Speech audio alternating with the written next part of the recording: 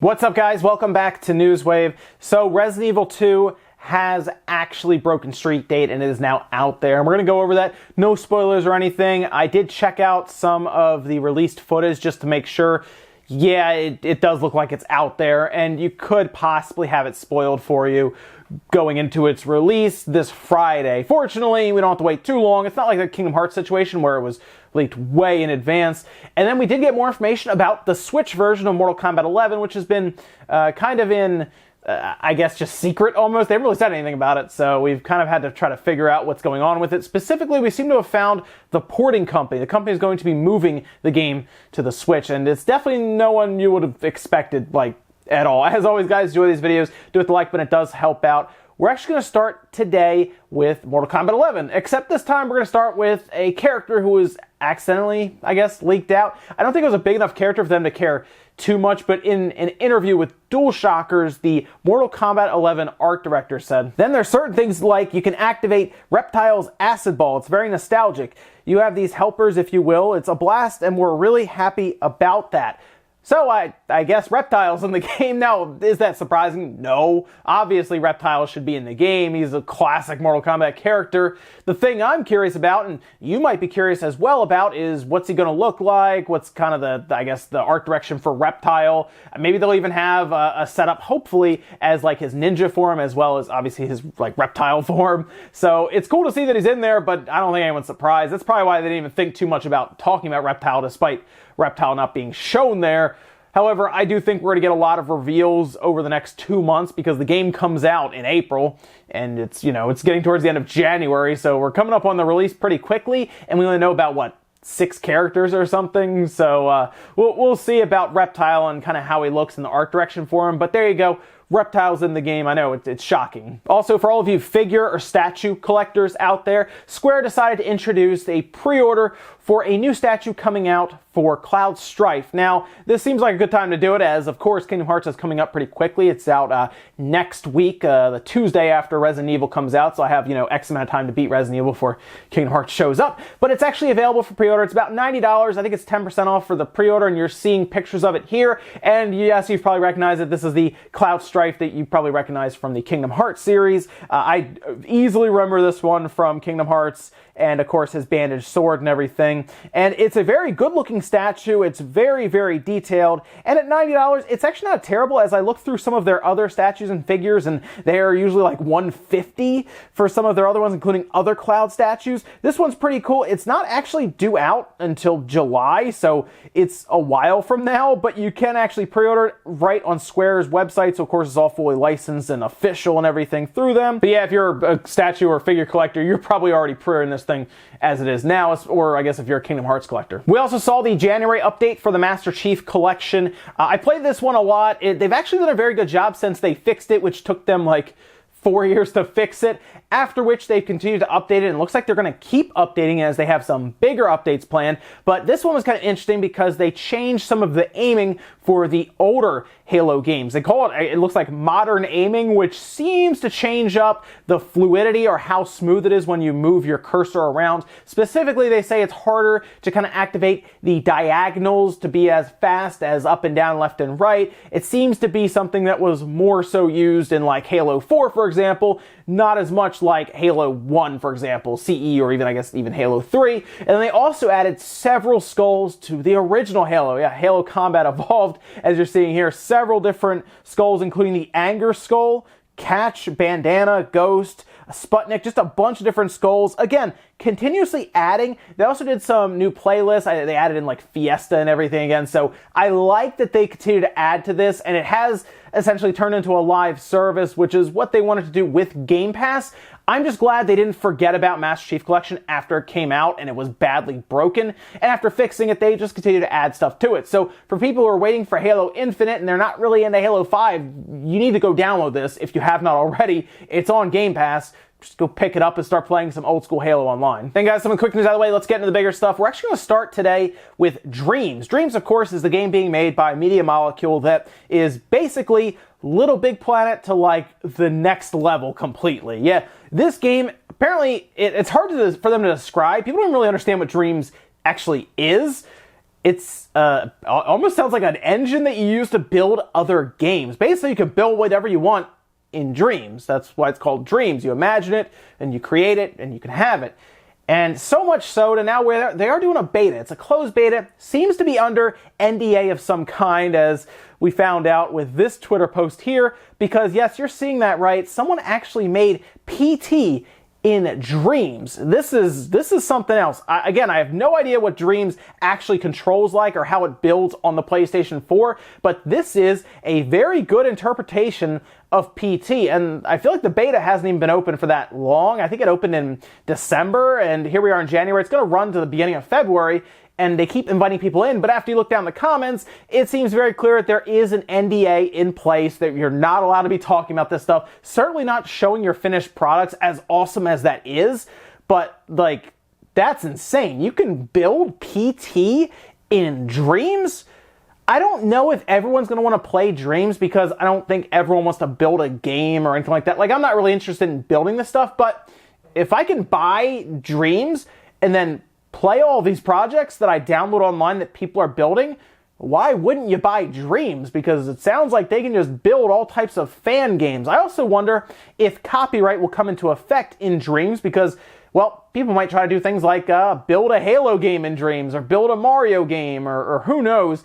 I wonder if that could come into play with copyright issues, because this looks exactly like PT. Again, I'm going to have to check out Dreams for myself now, just to see if it really is that robust when it comes to building these things, but I couldn't believe this when I first saw it. I really had to double take, because that doesn't look like it's built in something you would imagine like Dreams, which is like essentially a game that lets you build other games, but there it is. No spoilers here for Resident Evil 2 Remake. However, it does appear to have broken street date. Now, if you remember, we had kind of a scare like this before, and then we found out from Capcom that it wasn't actually an actual leak. Someone had printed box art, maybe even like done a little like sealing job on it or whatever, and then said, hey, look what I have, and it wasn't actually it because the box art wasn't right. So somebody just was trying to, play a prank or whatever. However, this time it looks to be true. It is to the point now where it would be in stores, like I'm sure like at your local Walmart or Target or whatever, they probably already have it back in like their back room, and it has a big thing on it that says do not sell until I guess it'd be 125. I've seen that before working in stores. It always comes in like that. It has big stickers on the box that says don't even open until like the day before or something. But yes, it's a shame to see this, and the reason I'm saying that is because it looks like the person who did get it has been actually recording footage and putting it online. And you might be thinking, well, what does that matter? We know what Resident Evil 2's story is. Well, that's correct. However, even the producers and directors have said they kind of not really changed a few things, reimagined a few things, and of course, this is a person who played, a big fan of Resident Evil 2, will probably want to experience all this stuff for themselves when they're playing through it and seeing anything they have reimagined, pick that stuff out. At this time, it looks like they have done things like post the entire opening for Claire when she's playing through her storyline, and it does, I watched it, yeah, it is a bit different. There are some differences there that longtime fans are going to be pointing out and having fun with, and it's not as bad. I will admit that it's not as bad as Kingdom Hearts 3, because that was leaked way in advance, right? Like, way in advance. And there is an actual story there that can be heavily spoiled, whereas Resident Evil 2's story is technically already out there. But there is still stuff to be spoiled. So what I'll tell you now is, if somebody says there are spoilers in a thread online or on Twitter or something for Resident Evil 2 Remake, just know that there is actual footage, there is an actual game out there, and people could be posting it. Now, we don't really know where it came from. I've heard people say it was from like a Walmart, for example, that broke street date. However, anytime I see a game or an accessory at my local Walmart, and I've tried to buy it before just to see, it's always register locked. So if they got away with it there, there you go, I guess. They bought it straight up, and I guess they legally technically have the game. So I don't know if it's going to get struck down or whatnot, but I have seen some videos pulled, and then they keep posting it up on like Amazon's cloud service and everything. So just be careful out there, because Resident Evil 2 Remake is at least floating around. Just the opening so far. However, I'm sure they're playing through it, and you might see the ending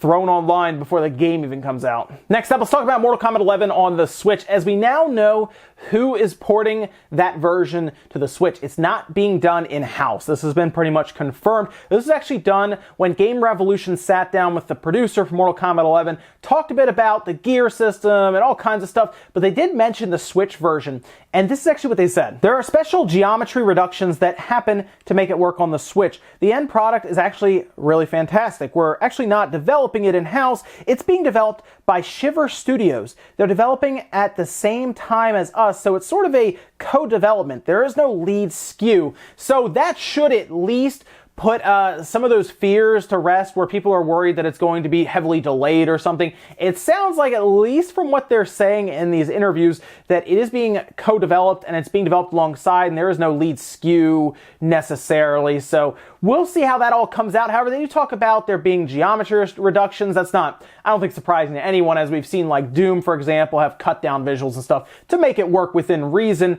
It's really going to come down to that frame rate. I think people will get over the fact that like the characters might not look as sharp or as flashy or smooth on the Switch, as long as that frame rate is steady, because it's a fighting game and you're not looking to have your frame rate all over the place. It's not going to be fun to play then, right? That's just the way it is. Now, you might be wondering, who is Shiver Studios? Well, the best thing that I can find for them right now is on their actual page, and there's still not a lot of information there either. See, it looks like they worked with WB before with Scribblenauts Showdown, so they have at least some experience with the Switch, but even looking at their company profile where they post up some of their key leads and talents there, you can see that they have been in the game for a long time. Some of them actually worked since 1994 even, and some of them working with EA and other large projects. It doesn't look like they're new like to developing and overseeing projects on games, so I feel like if they're especially co-producing it for NetherRealms, then it shouldn't come out to where it's like WWE 2K18. I also kind of look at this like maybe they see this as a big opportunity for themselves, so maybe they'll work really hard and over-deliver. Like I said, the last thing they really have is Scribblenauts, and I feel like they would love to say, well, we also made Mortal Kombat 11 work, on the Switch, so, bring those big port jobs to us because we can do it. It seems like porting stuff to the Switch is good business right now, with Panic Button and Iron Galaxy getting, all over that, and Panic Button apparently having too much to take in. I don't know, maybe they look at it and they say, well, we can get on the action, we can do it. So the Mortal Kombat 11 is the big test. We'll see. I mean, it seems like we won't have to wait much longer, as I feel like eventually someone's going to have to show off the Switch version. It's not, I just cannot imagine it's going to be like WWE 2K18, where it randomly showed up in stores before they even announced the thing coming out. So we'll see, but at least keep an eye on Shiver Studios and any of these developer interviews, as they'll probably talk more and more about the Switch version, as it seems like they're pretty free about just talking about it. Just when are they going to show it? That's the real question. And in our last bit of news, let's talk about EA and Star Wars, because why not, right? Well, we of course saw that it was canceled or even put on hiatus. The project that moved from Visceral to EA Vancouver. Visceral closed down. We had Amy Hennig kind of just leave, I guess, go off on her own at that point, and who knows what happened to that project. The biggest issue we have is we really never saw anything from it. We saw that quick, like 5-second clip of the person walking outside and seeing the ship fly over top, and that was kind of it. We just heard it was a story-driven game, single-player game. Well, it turns out Gary Whitta, who's actually the writer for Rogue One, had seen quite a bit of this game, and they let us know how they felt about this cancellation with Kind of Funny Games, saying, "It has been catastrophically mismanaged. If I were Disney, I'd be furious. I saw a bunch of that game and it looked terrific. It would have been Star Wars Uncharted." Yep, that one hurts a bit. Star Wars Uncharted. Yeah, that would have been really cool to see. Now, of course, we know, Amy Hennig was at the lead of that from Uncharted 2, so it kind of makes sense to hear about, oh, this would have been the Uncharted game of Star Wars, and a lot of Star Wars fans would like that. A lot of Star Wars fans would buy that. That would have probably been, let's be realistic, a 15 to 20 million unit seller. But for EA, I guess that's not what they wanted. They wanted something that would be open world, that would keep players engaged, because they care about mostly engagement. Although, I guess we never really saw the game, and while Gary Whitta is saying it was a really cool looking game, we probably will never know what that could have been unless there is eventually a leak of assets, or who knows. I mean, sometimes this stuff gets out there, but at this point we're taking people's words for it. However, it is interesting to see the Rogue One writer speak out about it and just be this mad, about how this project could have gone. I don't think Star Wars needs to have, with EA, a million live service games, because I don't think, as crazy as that, I don't think there's enough gamers out there to support every company doing multiple live service games. Eventually, a gamer will get bored of a game and then go to the next one, and then that live service kind of dies off. That's why it's a good idea to have single-player games out there, too. Have your Spider-Mans and your God of Wars and your Zeldas and your Marios and, what's Microsoft do as single-player? I guess Halo campaign. I don't know with them. But if you have a good mix of single-player and live services, it's a bit easier to manage, and I think it would have been fun to see what EA could have done with Amy Hennig actually pushing out a Star Wars game with a story-driven aspect. But at this point, I guess we'll never know, and that's a shame. Ladies and gentlemen, that's going to do it here for Newswave. Thanks so much for watching. Make sure you guys give the video a like if you liked it. Dislike it if not. Let me know what you think about all the stuff we talked about today, whether it is Shiver Studios porting Mortal Kombat 11. Do you have confidence in them, or would you have been like a Panic Button or an Iron Galaxy? Maybe you're excited to see like Shiver Studios give it their best shot and put out a good product. Let me know, guys, about that one definitely down below. And then, of course, Resident Evil 2 Remake getting out there, getting leaked. Are you surprised, or are you just like in waiting and hiding right now from the internet, waiting for it to come out on Friday? It's exciting stuff. We got a big release at the end of this week, and I'm ready. Thanks, guys, for watching, and I'll see you next time.